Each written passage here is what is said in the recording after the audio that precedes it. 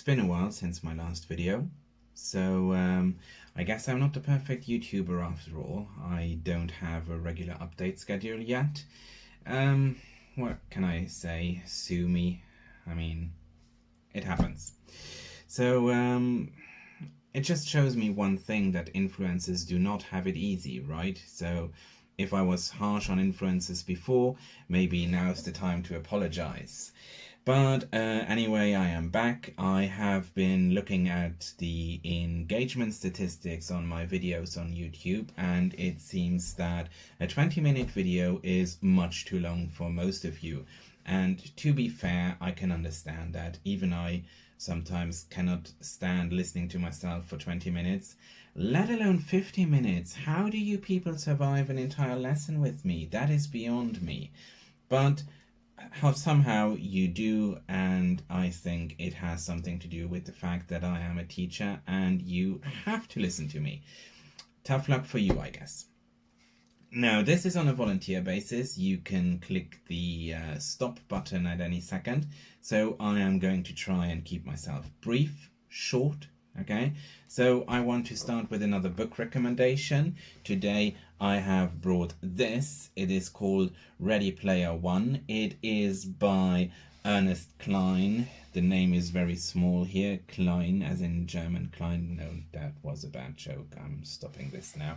It is a book by Ernest Cline. He is a science fiction writer. This is a science fiction book.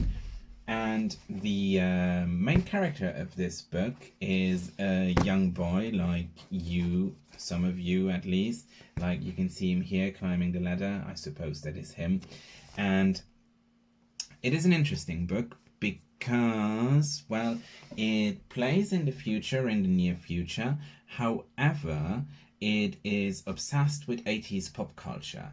Now, as somebody who was born in the early 80s, I lived through my fair share of 80s pop culture, and here the premise is that we have somebody born in the 80s who dies of old age, and this man is super rich, right? This man is super rich, and he is responsible for having created a virtual environment called the Oasis. So the Oasis started out as a massively multiplayer online game, and once virtual technology caught up, everybody was used to having the Oasis as a virtual world apart from the normal world that they would live in. Think of it like The Matrix, if you have seen that film. Okay, so you have the Oasis as a virtual environment that you can move into with some custom-made avatars. So you create your player characters basically, and with those you can move freely about the Oasis. Now, let's get back to the important thing of the plot. Like I said, the creator of the Oasis, multimillionaire and geek and, well, virtual environment creator, dies and says, well, okay, here's the rub. I don't have an heir. So I do not have anybody who could inherit my money. I have no children. I have no near family. Who am I going to give my empire, my money to? And he says, well, you can earn the keys to my empire, but the point is you have to earn them. Here is a contest, and this means I have a contest in my virtual environment. It's like a game with some riddles and some tasks, so a main quest with some missions in there. It's like a video game, but if you win the game, you can earn the keys to my empire. And our main character is one of the many people who are looking to find that key, and who have to go on various adventures. But there is also danger involved because, of course, the corporation, the company behind this virtual environment, they want to find the key as well, because that means they can turn a profit. And so it is basically a story of one private person, of a normal consumer like you and me playing video games, a normal gamer, versus a game company who want to take control of that environment. That is the basic conflict at the heart of the story, and of course the question, will the main character manage to solve these riddles and win the keys to this oasis, to this company, to this money? Okay, I like the novel. It is not the easiest novel to get into, I'll be upfront and honest with you about that, because there are all those 80s references in there. And if you didn't live through the 80s, then it may be a bit difficult to get into it. Which helps is the fact that there is a Netflix adaptation. Well, there is a film adaptation, and it is currently on Netflix, is what I'm trying to say.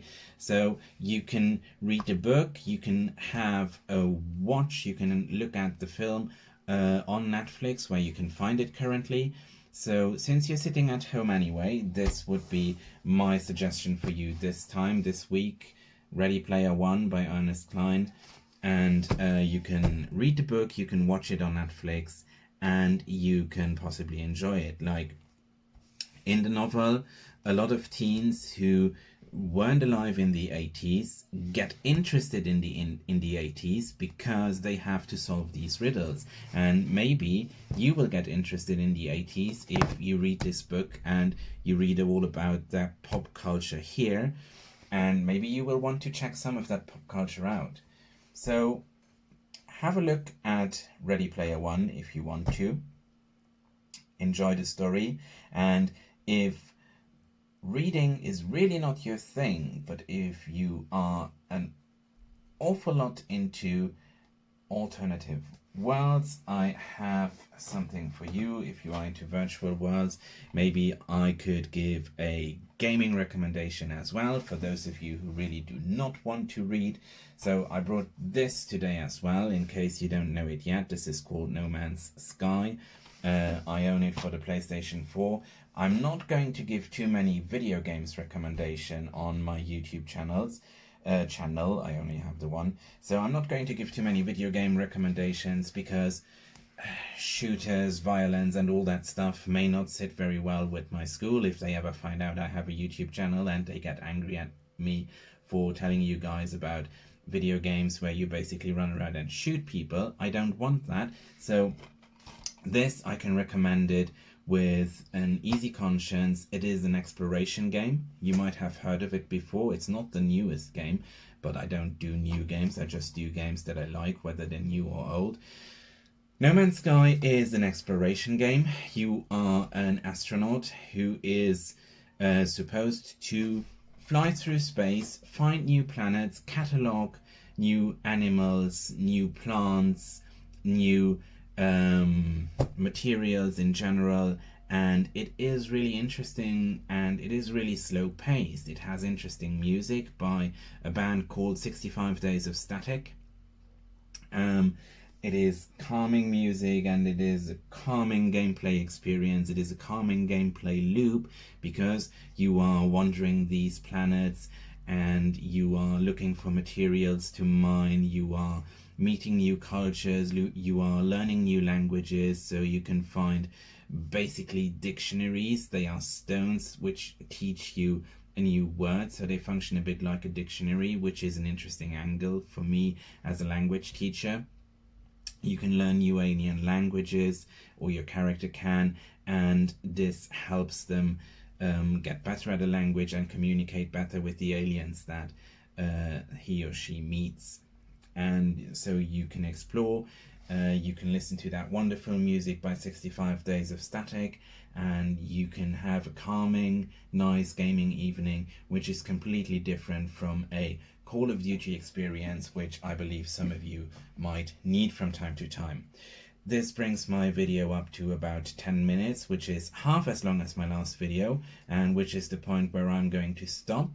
I hope you enjoyed this content today. I hope it was a bit more fast-paced, because I'm trying to get better in my videos as well. So have a nice day. See you next time, I hope. and stay healthy. Bye bye.